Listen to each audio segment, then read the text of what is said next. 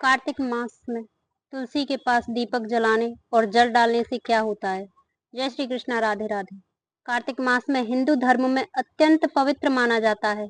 इस मास में तुलसी माता की पूजा का विशेष महत्व है। तुलसी का पौधा केवल एक औषधीय पौधा ही नहीं, बल्कि धार्मिक दृष्टि से बेहद ही पवित्र माना जाता है।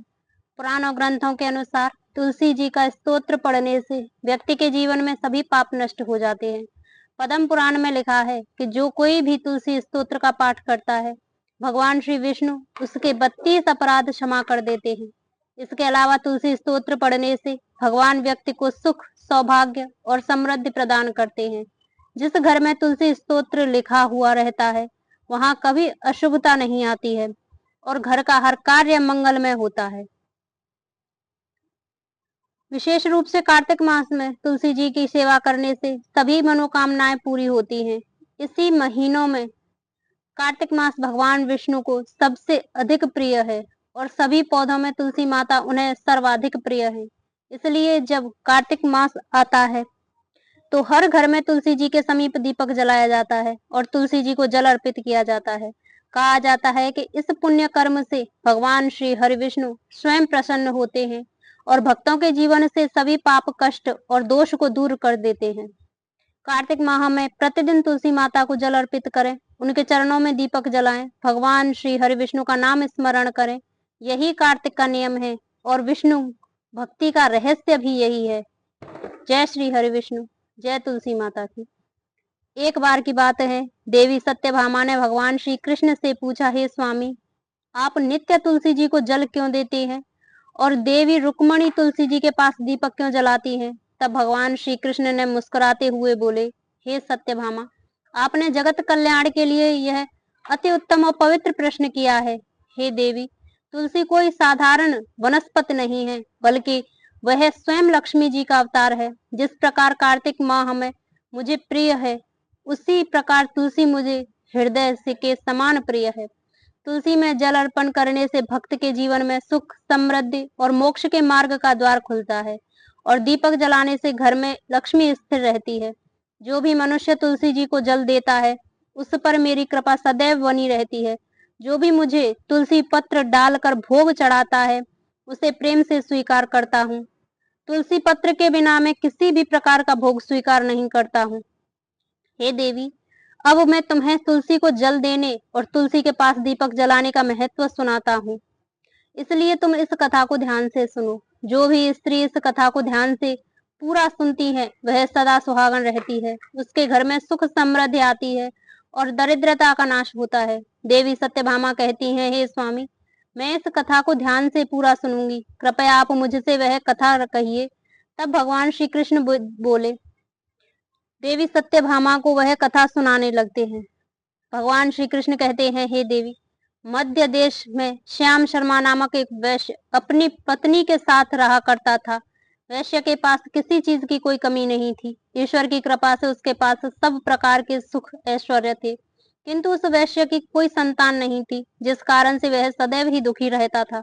उसे वैद्य ने संतान प्राप्ति के लिए कई उपाय बताए। उसने दान धर्म किया, अनेक प्रकार के वैद्य भी बुलाए, उसने नाना प्रकार के उपचार भी किए, किंतु फिर भी उसे कोई संतान नहीं हो रही थी।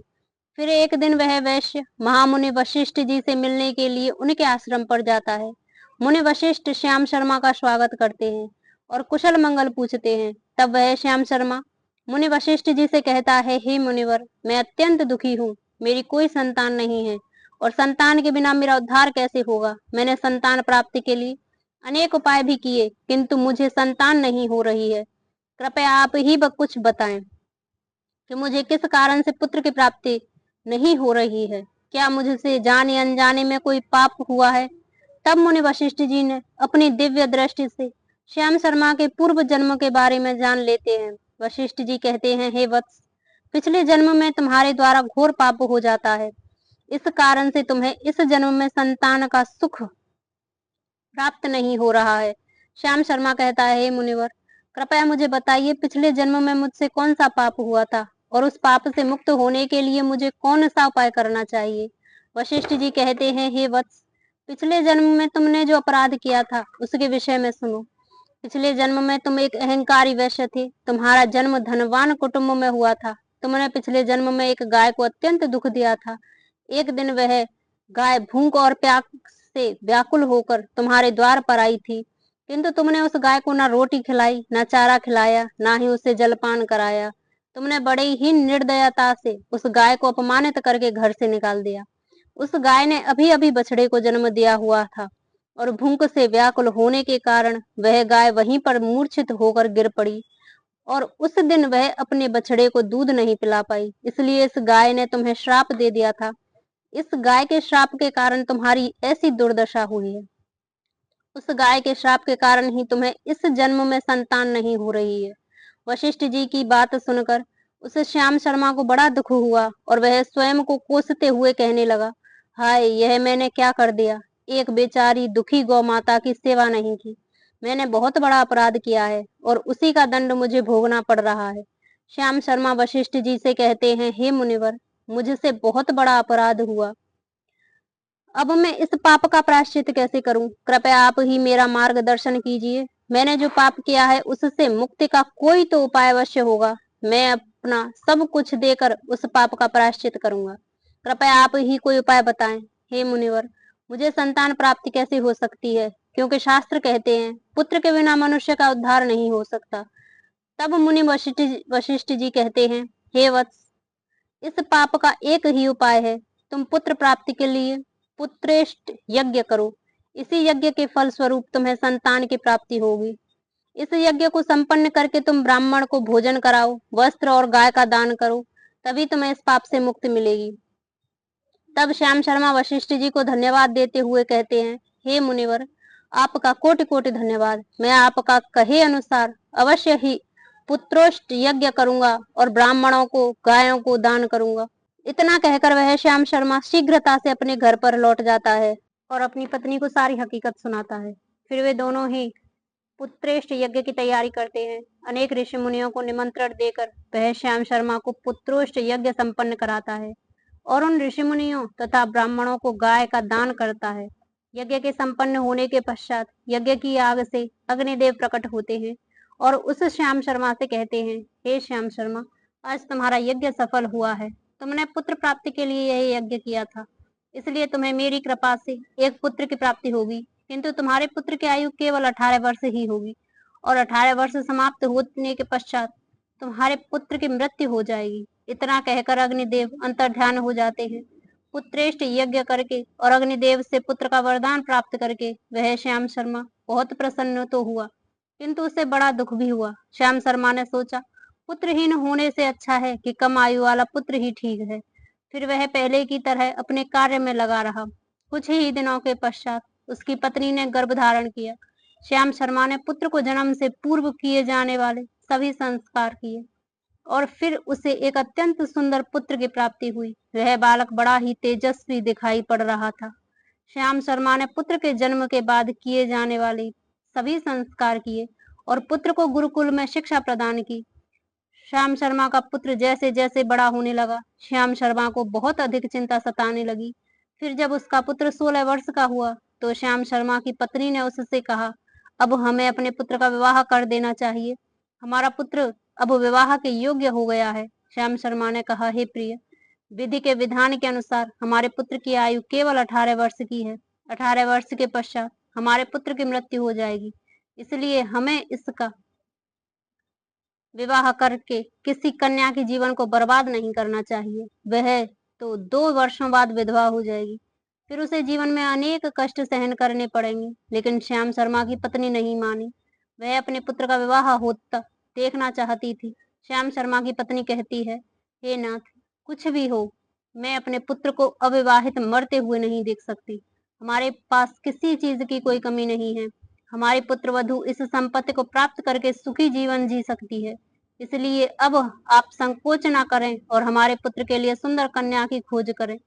अपनी पत्नी के मन के आगे श्याम शर्मा की एक न चली और फिर वह पुत्र के विवाह के लिए मान गया। फिर उसने पास ही के एक नगर में रहने वाली अत्यंत गरीब वैश्य के पुत्र के साथ अपने पुत्र का विवाह संपन्न किया। श्याम शर्मा की बहू का नाम सुभद्रा था। वह अत्यंत गुणवान, चरित्रवान और पतिव्रता नारी थी। वह अपने पति के मृत्यु की बात को नहीं जानती थी। सुभद्रा नित्य अपने सास ससुर और पति की सेवा करने लगी। वह सभी के साथ बड़े प्रेम से रहती और किसी की आज्ञा का उल्लंघन नहीं करती थी। अपने मधुर वाणी और कार्य कुशलता से सभी के मन को जीत लिया। इस प्रकार 2 साल बीत गए और फिर वह समय निकट आ गया जब श्याम शर्मा के पुत्र की मृत्यु होने वाली थी। श्याम शर्मा को बड़ा भय लगने लगा। फिर एक दिन उसने अपनी बहू को बुलाया और उससे क्षमा मांगते हुए कहने लगे, हे बहू, तुम मुझे क्षमा कर देना, मैंने तुम्हारे साथ बहुत बड़ा अन्याय किया है। सुभद्रा ने कहा, हे ससुर जी, आप ऐसा क्यों कह रहे हैं? आप मुझे से क्षमा मांग कर मुझे लज्जित न कीजिए। मैं आपकी पुत्री के समान हूँ। कृपया आप संकोच न करते हुए आपने मन में जो भी बात है वह कहिए। मैं आपकी आज्ञा का पालन अवश्य ही करूंगी। फिर श्याम शर्मा कहने लगा, हे पुत्री, तुम कल्याणी हो, तुम एक महान पतिव्रता नारी हो, किंतु मेरे पुत्र के साथ तुम्हारा विवाह होने से पूर्व मैंने तुमसे एक बात छिपाई है। हमें पुत्र की प्राप्ति पुत्रेष्ट यज्ञ करने के बाद हुई थी और अग्निदेव ने हमें यह कहते हुए पुत्र की प्राप्ति का आशीर्वाद दिया था कि हमारे पुत्र की आयु केवल 18 वर्ष होगी। 18 वर्ष होने के बाद हमारे पुत्र की मृत्यु हो जाएगी। अपने ससुर की बात सुनकर सुभद्रा ने कहा, हे ससुर जी, इस इतनी सी बात आप चिंता न कीजिए। मैं आपका वचन देती हूँ कि आपकी पुत्र वधु अर्थात मैं कभी विधवा नहीं होंगी। आपके पुत्र के प्राणों की रक्षा मैं करूंगी। आप अब बस मुझे एक दीपक, जल का घड़ा, एक गाय ला कर दीजिए। मेरे पति के प्राणों की रक्षा इन्हीं से होगी। सुभद्रा की बात सुनकर श्याम शर्मा को बड़ा आनंद हुआ और वह कहने लगा, हे बहू, जैसी तुम्हारी इच्छा होगी मैं वह सब चीज ला कर देता हूँ। इतना कहकर श्याम शर्मा ने अपनी बहू को वह 3 चीज ला कर दी। फिर जब वह दिन निकट आ गया जिस दिन सुभद्रा का पति की मृत्यु होने वाली थी, उस दिन सुभद्रा ने सुबह उठते ही तुलसी को जल चढ़ाया और उन्हें प्रणाम करते हुए तुलसी जी के पौधे में एक चुनरी बांध दी। माता तुलसी से प्रार्थना की, हे तुलसी माँ, मैं आपको चुनरी चढ़ा रही हूँ, कृपया अब आप मेरे सुहाग की रक्षा करना। फिर सुबह के समय यमराज का एक दूत श्याम शर्मा के पुत्र के प्राण लेने के लिए उसके घर पर आ गया। जैसे ही वह घर में प्रवेश करने लगा, तब तुलसी के पौधे ने उसे रोक दिया और कहा, हे यमदूत, इस घर में निवास करने वाली स्त्री ने मुझे चुनरी चढ़ाई है और इसलिए अब इसके सुहाग की रक्षा करने में मैं करूंगी। तुम इसके घर में प्रवेश नहीं कर सकती। इतना कहकर तुलसी ने यमराज के उस दूत को घर में जाने से रोक दिया। वह दूत भयभीत होकर सुभद्रा के पति के प्राण लिए बगैर ही यमपुरी लौट गया। यमपुरी में जाकर उसने यमराज से कहा, हे धर्मराज, मैं धरती लोक पर एक पुरुष के प्राण लेने के लिए गया था, किंतु तुलसी के पौधे ने मेरा रास्ता रोका। उस तुलसी के पौधे के कारण मैं घर में प्रवेश नहीं कर पा रहा हूँ। इस बात पर यमराज को बड़ा ही क्रोध आ गया। फिर उन्होंने अन्य 2 दूतों को बुलाया और कहा, अब तुम शाम के समय सुभद्रा के घर पर जाओ। जब तुलसी का पौधा सो रहा होगा, तुम उसके पति के प्राण लेकर यमलोक को आ जाओ। फिर शाम के समय यमराज के 2 दूत सुभद्रा के घर की ओर निकल पड़े। सुभद्रा ने शाम होते ही तुलसी के पास एक दीपक जला दिया और उससे प्रार्थना की, हे दीपक, अब तुम ही मेरे पति के प्राणों की रक्षा करो। यम के दूत मेरे पति के प्राण लेने के लिए आ रहे हैं। फिर शाम हो गई, तुलसी का पौधा सो गया और यमराज के 2 दूत सुभद्रा के घर के सामने आकर खड़े हो गए और सोचने लगे, अब तो इस मनुष्य के प्राण लेकर ही हम यमुपुरी लौटेंगे। जैसे ही यम के दूत सुभद्रा के घर में प्रवेश करने लगे, तुलसी के पास लगाए हुए दीपक ने उसका रास्ता रोक दिया और कहा, हे दूतों, तुम अब इस सुभद्रा के पति के प्राण नहीं ले जा सकते। उस स्त्री ने मुझे प्रज्वलित करके उसके पति के प्राणों की रक्षा करने की प्रार्थना की है, इसलिए अब मैं उसके पति के प्राणों की रक्षा कर रही हूँ। इसलिए तुम आज उसके पति के प्राण नहीं ले जा सकते। तुम यहीं से लौट जाओ, नहीं तो मैं सब कुछ जलाकर भस्म कर दूंगी और मेरी अग्नि से तुम दोनों भी जलकर भस्म हो जाओगे। उस दीपक की बात सुनकर यमराज के दोनों दूत अत्यंत भयभीत हो गए और फिर से ये लौटकर यमराज के पास चले गए। वहां पर जाकर उन्होंने यमराज को सारा वृतांत सुनाते हुए कहा, हे यमराज, आपकी आज्ञा का पालन करते हुए हम दोनों शाम के समय उस पुरुष के प्राण लेने के लिए गए थे, किंतु तुलसी के पास लगाए हुए दीपक ने हमारा रास्ता रोक दिया, इसलिए हम खाली हाथ ही लौट आए हैं। यह सुनकर यमराज को बड़ा क्रोध आ गया। फिर उन्होंने अन्य 4 दूतों को बुलाया और कहा, अब तुम सुबह उस सुभद्रा के जागने से पहले जाओ और उसके पति के प्राण लेकर आ जाओ।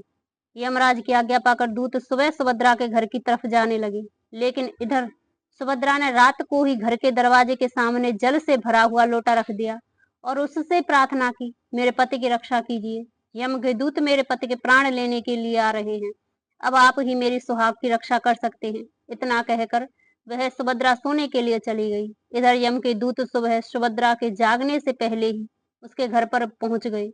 जैसे ही वे घर के अंदर प्रवेश करने लगे, तब उस लोटे के अंदर भरे हुए जल ने कहा, तुम रुक जाओ, अब तुम इस घर में प्रवेश नहीं कर सकते। यह घर अब मेरी सुरक्षा में है। मैं सुभद्रा के पति के प्राण तुम्हें लेकर जाने नहीं दूंगा। अगर तुमने इस घर में प्रवेश किया तो मैं नरक के अग्नि को बुझा दूंगा, जिसमें सारा नरक लोग डूब जाएगा। यह सुनकर यमराज के बेचारे दूत घबरा गए और एक दूसरे की तरफ देखकर उस स्थान से भाग गए। वे सभी यम के दूत यमराज के पास लौट गए और उनसे कहने लगे, हे धर्मराज, आपकी आज्ञा का पालन करने के लिए हम चारों सुबह सुभद्रा के जागने से पहले ही उसके पति के प्राण लेने के लिए पहुंच गए थे, किंतु सुभद्रा के घर के बाहर रखे हुए जल के लोटे ने हमारा मार्ग रोक लिया और इसी कारण से हम उसके घर में प्रवेश नहीं कर सके। अब यमराज को बहुत ही अधिक क्रोध आ गया। इस बार उन्होंने 8 यमदूतों को बुलाया और कहा, हे यमदूतों, अब शीघ्रता से जाओ और बलपूर्वक उस मनुष्य के प्राण खींचकर यमलोक लेकर आओ। फिर वह 8 यमदूत यमराज की आज्ञा का पालन करते हुए पृथ्वी लोक पर उस सुभद्रा के घर के पास आते हैं, तो देखते हैं कि उस सुभद्रा के घर के सामने एक गाय खड़ी है। सुभद्रा ने यमदूतों के आने से पहले ही अपने घर के सामने गाय को बांध दिया था और गौ माता से विनती की थी, हे गौ माता, आज यमदूत मेरे पति के प्राण लेने के लिए आ रहे हैं, अब आप ही मेरे सुहाग की रक्षा कर सकती हैं। हे गौ माता, मैं आपकी शरण में आई हूँ, कृपया मुझे विधवा न होने से बचाइए। उस गाय ने कहा, हे पुत्री, तुम चिंता मत करो, तुम्हारे पति के प्राणों की रक्षा मैं स्वयं करूंगी। मेरे होते हुए यम के दूत तुम्हारे घर में प्रवेश नहीं कर पाएंगे, इसलिए तुम चिंता से मुक्त होकर घर में अपने पति की सेवा करो। फिर जैसे ही वे यम के दूत घर के अंदर प्रवेश करने के लिए आगे बढ़ते हैं, तब वह गाय उन्हें रोक देती है और कहती है, इस घर में तुम लोग प्रवेश नहीं कर सकते, इस घर की रक्षा मैं कर रही हूँ, मेरे रहते कोई भी इस घर के अंदर प्रवेश नहीं कर सकता। यदि तुमने घर के अंदर प्रवेश करने का प्रयत्न किया तो मैं तुम सभी को गौ हत्या का पाप लगेगा, जिसका कोई प्रायश्चित नहीं है। वहां पर उपस्थित सभी यमदूत गाय के द्वारा श्राप देने की बात सुनकर भयभीत हो गए। वे जानते थे कि गाय के द्वारा दिए गए श्राप से कोई मुक्त नहीं कर सकता और गौ हत्या तो संसार का सबसे जघन्य अपराध और महापाप है, जिसका कोई प्रायश्चित भी नहीं है। इसलिए वे सभी वहां से लौटकर यमराज के पास चले गए। यमपुरी जाकर उन यमदूतों ने यमराज को सारा वृतांत सुनाते हुए कहा, हे धर्मराज, उस सुभद्रा के पति के प्राणों की रक्षा एक गाय कर रही थी। उस गाय ने हमें श्राप देने की बात कही, इसलिए हम सभी भयभीत होकर वापस लौट आए हैं। हम में गाय का सामना करने की शक्ति नहीं है। उन यमदूतों की बात सुनकर यमराज आग बबूला हो गए, स्वयं भैंस पर सवार होकर पृथ्वी लोक की ओर निकल पड़े। यमराज अपने भैंस पर सवार होकर उस सुभद्रा के घर के पास चले आते हैं। यमराज को अपने घर के सामने खड़ा हुआ देखकर सुभद्रा भयभीत हो जाती है और जल्दी से आकर यमराज के चरण स्पर्श करके उन्हें नमस्कार करती है और उनकी स्तुति करने लगती है, हे यमराज, आप तो तीनों लोकों के प्राणियों पर कृपा करने वाले महान देवता हैं। इस संसार में समस्त प्राणियों के पाप और पुण्य का लेखा जोखा आप अपने पास रखते हैं। हे न्याय के देवता धर्मराज, मैं सत्य धर्म का पालन करने वाली पतिव्रता स्त्री हूँ। मैं आपको बारंबार नमस्कार करती हूँ, कृपया मुझे आशीर्वाद दीजिए। सुभद्रा के द्वारा की गई स्तुति से यमराज अत्यंत प्रसन्न होते हैं, उसे अनजाने में ही सदा सुहागन रहो ऐसा कहकर आशीर्वाद देते हैं। फिर जब यमराज सुभद्रा के पति के प्राण ले जाने के लिए आगे बढ़ते हैं, तो सुभद्रा कहती है, हे धर्मराज, आपने अभी मुझे सदा सुहागन रहने का आशीर्वाद दिया है और अब आप मेरे पति के प्राण लेने जा रहे हैं, इससे तो आपका आशीर्वाद झूठा साबित हो जाएगा। यह सुनकर धर्मराज रुक जाते हैं और सुभद्रा की ओर देखकर मुस्कुराने लगते हैं। सुभद्रा के निर्मल हृदय और अपने पति के प्रति समर्पण भाव देखकर यमराज अत्यंत प्रसन्न होते हैं।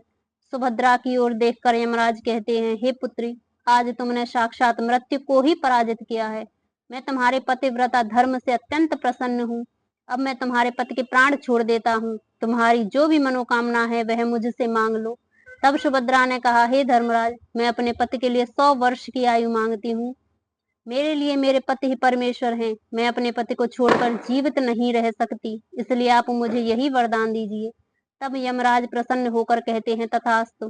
हे कल्याणी, आज से जो भी स्त्री अपने घर के सामने तुलसी का पौधा लगाती है, तुलसी के पास शाम को दीपक जलाती है, जिस घर के सामने गाय बंधी होती है, जो स्त्री अपने घर के सामने जल का लोटा रखती है, उसके घर में कभी मेरे दूत प्रवेश नहीं करते। इतना कहकर यमराज उस स्थान से अंतर ध्यान हो जाते हैं।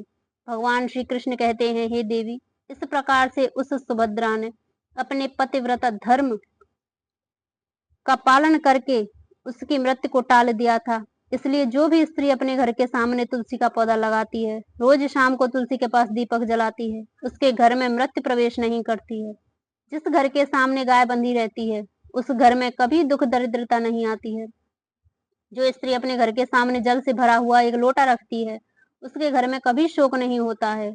इस प्रकार से भगवान श्री कृष्ण ने देवी सत्यभामा को तुलसी के पास दीपक जलाने का महत्व सुनाया। जय श्री हरि विष्णु।